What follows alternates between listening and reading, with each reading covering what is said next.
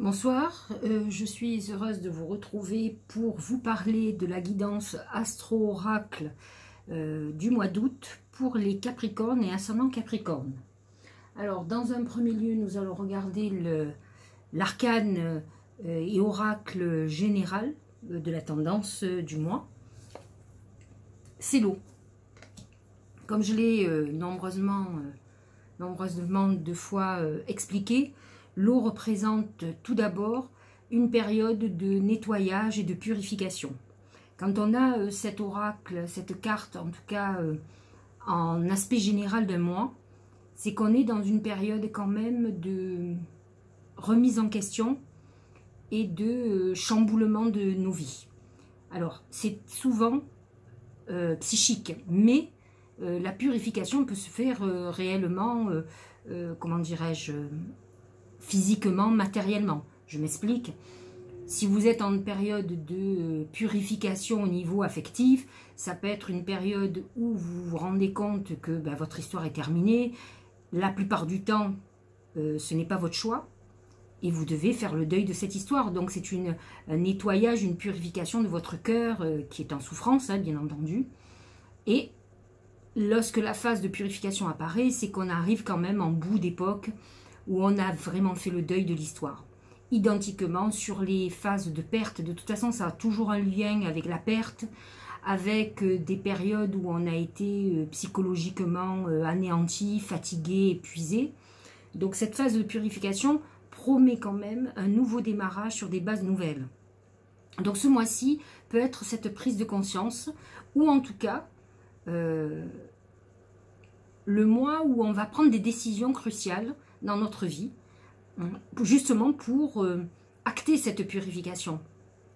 Un arrêt de structure, le remboursement de dettes par exemple, la possibilité de déménager si on est en couple et qu'on cohabite, etc. Donc cette purification peut se faire physiquement, matériellement ce mois-ci, peut-être un petit peu le mois prochain, mais en tout cas vous allez le sentir. Mais dans tous les cas, c'est quand même au premier abord quelque chose de très psychologique. Au niveau travail et argent, il y a la pensée. Alors vous pouvez être effectivement dans un mois particulièrement actif au niveau du mental. Le Capricorne est un signe de réussite, de toute façon. Alors, il se trouve qu'avec Pluton, Saturne et Jupiter en maison 1, effectivement, c'est une période avec en plus l'eau à côté, c'est une période de remise en question profonde. Pluton amène des transformations profondes où on va jusqu'à toucher notre part sombre de toute façon. Les Capricornes ont des côtés, sont des gens qui aiment réussir et qui peuvent peut-être avoir eu des comportements ou des actions qui n'étaient pas très honnêtes, alors que c'est un signe à la base très psychorigide, très droit. Mais certains sont tellement happés par la soif de réussite et d'argent qu'ils en oublient les principes. Donc ça peut être une période de remise en question profonde où on réfléchit beaucoup à soi-même. Saturne amène cette restriction et cette limitation et nous remet sur les rails. Et Jupiter nous ouvre quand même des portes.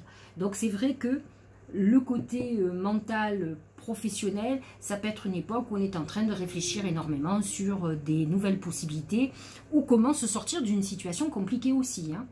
Financièrement, identiquement, c'est une période avec l'eau, ça quand même, ça augure qu'il va y avoir des rentrées financières, en tout cas ne serait-ce que pour payer et pour repartir sur des bonnes bases. Et le côté mental nous dit qu'on a des idées pour ça et que on est dans une phase de réflexion. Il faut savoir quand même que Neptune est en maison 3 des Capricornes et des ascendants Capricornes, ce qui peut avoir amené quand même des troubles au niveau du mental, des rêves qui ne sont pas obligatoirement réalistes, ce qui n'est pas très Capricorne, parce qu'en principe, les Capricornes ne savent pas rêver pour rêver. Ils ne peuvent rêver que si il y a une part très cartésienne en eux-mêmes qui leur dit que c'est jouable. Tout est calculé et minuté, ce n'est pas négatif, ça empêche justement la désillusion. Donc attention, il est possible que en cette période un peu particulière, nombre de Capricornes ont oublié d'avoir les pieds sur terre et ont peut-être rêvé à du grandiose. Il y a quelque chose où justement on est en pleine phase de réajustement pour aller plutôt dans le possible et non pas dans l'impossible. Voilà, donc ça c'est une première chose. au niveau amour, le papillon. Alors, autant vous dire que Vénus actuellement vient de rentrer en Cancer, qui est dans la maison 7 du Capricorne. Là, une des problématiques du Capricorne, c'est sa capacité à se lâcher en amour. Alors, je trouve que les femmes sont beaucoup plus courageuses et beaucoup plus passionnées que les hommes, mais ne m'en veuillez pas. Mais j'ai des clientes qui m'ont confirmé ce que je vais dire. Nombre d'hommes Capricornes sont un peu des handicapés de l'amour. Parce qu'en fait, ils ont un côté un peu aussi Cancer, hein, c'est leur signe complémentaire, à se renfermer derrière une tour d'ivoire, de peur d'être trahi, d'être déçu. Mais dans l'absolu, vivre l'amour, c'est prendre des risques. Il n'y a pas d'amour sans risque. Donc, du coup, ils sont dans des restrictions compliquées. Et là, on a quand même toutes les planètes en Capricorne, les 3 planètes qui vont s'opposer à cette Vénus dans leur maison 7. Ça va être très compliqué parce que d'un côté, cette Vénus en Cancer veut de l'amour, veut toute cette surprotection. Bien sûr qu'elle veut être sûre d'être aimée, mais elle n'est pas dans la surprotection comme peut l'être le Capricorne. Et il y a de la résistance de l'autre côté par rapport à tout ce qui est justement très psychologique chez le Capricorne. Ils sont très cérébraux et mentalisent l'amour. Donc ce qui est compliqué pour le laisser vivre et donner de belles histoires. Alors quand je vois que l'oracle Marc de Café nous annonce papillon, autant vous dire que là pour le coup on n'est pas encore arrivé à une stabilisation. C'est la légèreté, le papillon. Donc soit avec un côté très positif, dirais-je, vous allez arriver à mi-Capricorne et à 100 Capricorne à vous alléger votre mental et à vivre pleinement votre histoire d'amour, soit vous allez aller de fleur en fleur, papillonner pour ne pas vous attacher. Donc il va y avoir les 2 possibilités sur ce mois d'août. Je vous souhaite de vous alléger plutôt, d'être moins sérieux et de donner la chance à l'amour, puisque Vénus en Cancer va teinter votre froideur de beaucoup de chaleur. Au niveau santé, l'ours. Alors l'ours fondamentalement c'est l'enfermement. Donc ça peut avoir amené, alors Dieu sait si les Capricornes sont les champions de l'isolement. C'est pas un problème normalement pour eux d'être enfermés, parce que ce sont des grands solitaires, ce sont des gens qui ont besoin de repli sur eux-mêmes.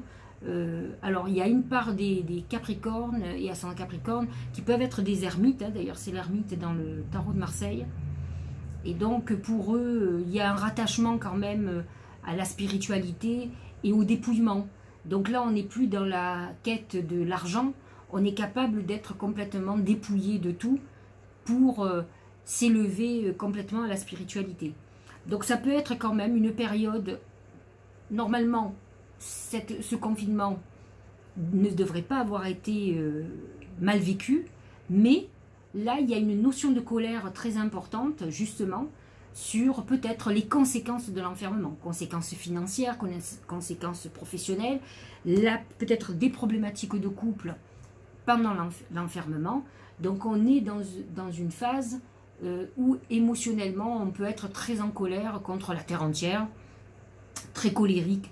Alors vous allez me dire, au niveau santé, ça amène quoi? Ben, ça peut amener tout ce qui est conséquence à des excès, que ce soit un problème de poids, que ce soit des problèmes d'allergie ou des problèmes, attention cardiovasculaire, de tout ce qui est énervement et agacement très important. Je ne sais pas si vous avez bien compris, mais quand on regarde dans la globalité, on voit quand même que c'est une période de réflexion importante et où le psychisme quand même et le mental est très sollicité, où on gamberge beaucoup, l'ours le dit. Donc essayez de lâcher un petit peu le mental pour profiter cet été, au moins de relâcher pendant 15 jours pour pouvoir repartir sur de bonnes bases et pouvoir régler tout ce qu'il y a à régler. Vous êtes des personnes volontaires, tenaces, perspicaces et qui savent travailler sur le long terme. Ça serait dommage de vous saccager par des ruminations inutiles. Alors que dit le Tao? C'est la modestie. Alors justement, je vous parlais tout à l'heure que le Capricorne voit toujours grand. Enfin, il il a besoin d'honneur, il a besoin de réussite sociale, il a besoin donc de dominer, de gérer. C'est lui qui mène le jeu, c'est un meneur. Ou une meneuse, hein, c'est pareil pour les femmes. Hein.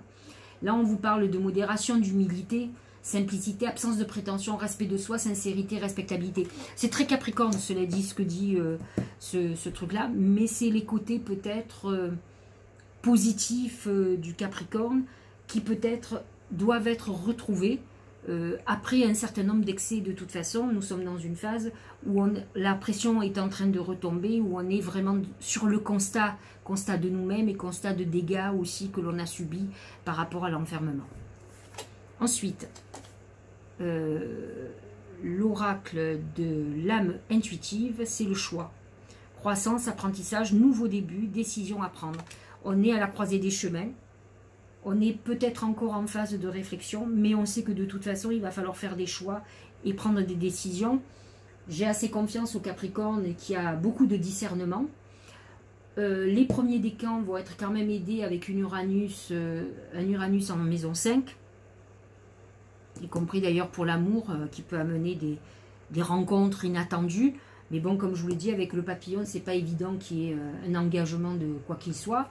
Par contre, pour les choix professionnels et autres, c'est vrai que les planètes en Capricorne, dans la maison 1, vont amener quand même beaucoup de sagesse et de discernement pour prendre les bonnes décisions. Le 10 de terre, une vie familiale très heureuse, sécurité financière, percevoir la magie se trouvant derrière les petites choses de la vie. Encore une fois, on nous parle presque d'humilité, ou peut-être il va falloir réapprendre à voir de façon plus petite. D'ailleurs, c'est ce qui nous est demandé, puisque nous avons les frontières se sont réduites. Donc on nous demande de voyager local, d'acheter local, de se recentrer par exemple sur la France. Et là c'est exactement la même chose pour à titre individuel. Sur le Capricorne, on vous demande d'être un peu moins dans le plus, de faire avec humilité et de peut-être de goûter au plaisir simple d'un foyer, vos enfants. Les Capricornes ont tendance à négliger, alors je dis pas tous, leur famille, aux dépens de la réussite professionnelle. Donc ils travaillent énormément et ils n'ont pas souvent le temps de s'occuper de leur famille. Essayez de lâcher, de toute façon vous êtes dans cette phase-là. Profitez de votre famille, c'est tout ce qui vous restera de toute façon, c'est l'essentiel en fait. Nous allons clôturer avec l'oracle de Gaïa. Là on nous parle de deuil. Alors deuil, douleur, tristesse, résurrection, c'est la carte de la mort et de la renaissance, hein, la 13 dans le tarot de Marseille. C'est un peu ce que je vous disais, il y a la purification et le deuil. On est en train de faire un deuil, ça peut être aussi un deuil réel, la perte de quelqu'un de proche, surtout pendant le confinement. Avec l'ours, on pourrait imaginer qu'effectivement, vous ayez perdu quelqu'un de proche à ce moment-là et que vous soyez en phase de guérison, si on peut dire ça comme ça, en tout cas de tristesse, où on essaye de repartir, accepter ce décès. Il peut y avoir des colères, donc essayez d'apaiser ces colères, accepter l'événement, c'est comme ça, on ne peut rien y faire, une fois que c'est fait, c'est fait. Donc on est dans ce deuil de beaucoup de choses, affectif, professionnel, financier, personnel, la famille, et peut-être que ce deuil, si c'est un deuil familial, va vous faire justement revenir à l'essentiel. Ça va amener cette réflexion que l'on dit depuis le début. Voilà. Voilà pour les Capricornes et ascendant Capricorne. J'espère que cela vous a éclairé sur ce mois d'août et ce qui se passe dans votre vie et que ça va vous permettre d'avancer. Je vous souhaite une bonne journée et je vous dis à très bientôt en fin de mois.